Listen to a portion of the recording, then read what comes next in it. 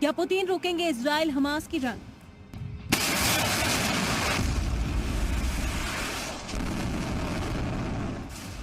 Israel बमों से बचने के लिए पुतिन के साए में गया है हमास। क्या पुतिन हमास से इजराइल के बंधकों को छुड़वाएंगे? ये सवाल इसलिए क्योंकि गाजा में इजरायली फौज से घिरने के बाद हमास का डेलीगेशन मॉस्को में है। वो रूसी रिप्रेजेंटेटिव से तो मुलाकात कर ही रहा है। मॉस्को में हमास का वफ्द ईरान के नायब वजीर खारजा अली बघेरी कान से भी मिला। इजराइल हमास जंग में हजारों लोगों की मौत के बाद हमास मॉस्को में क्या हिकमत अमली की जमीन तलाश रहा है। गाजा से हमास पहुंचा, ईरान से साबिक वजीर खारजा अली बघेरी कान पहुंचे। मॉस्को में क्या पक रहा है?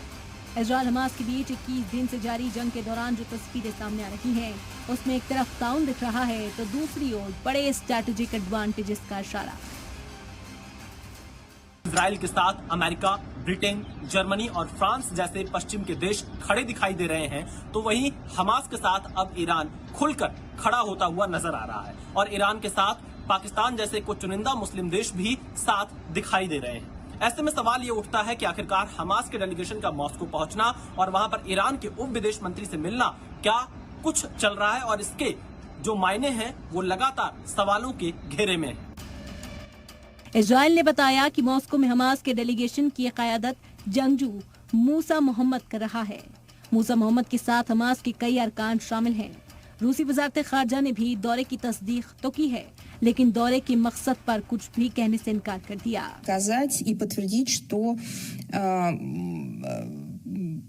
представители соответствующего палестинского движения находятся с визитом в Москве. हालांकि मॉस्को की तरफ से ये जरूर क्लियर किया गया है कि हमास इजराइल जंग पर वो ईरान के राब्ते में है। До российско-иранских контактов в Москве я могу подтвердить, что сегодня заместитель министра иностранных дел मॉस्को में चल रही इस मीटिंग पर इजराइल भड़का हुआ है। मॉस्को के हमास के डेलीगेशन से बातचीत को इजराइल ने दहशतगर्दी को हिमायत देने जैसा बताया, तो हमास के कब्जे में कैद बंधकों की रिहाई को लेकर ईरान ने दावा किया है कि हमास बंधकों की रिहाई के लिए तैयार है। Hamas is ready to release civilian prisoners. On the other hand, the world should support the release of 6,000 Palestinians held in Israeli prisons. कुल मिलाकर अब जंगबंदी के लिए कोशिश पूरी हो गई है। हर मुल्क अपने अपने हिसाब से जंगबंदी के लिए रद्देमल दे रहा है। इस बीच यूएन में इजराइल हमास जंग पर चर्चा हुई। फिलिस्तीन ने जंग में इम्तियाजी सलूक का भी इल्जाम लगाया। वहीं इजराइल के रिप्रेजेंटेटिव ने साफ कर दिया है कि आईएसआईएस की तरह गाजा में हमास के खात्मे के बाद ही हमारा एक्शन रुकेगा।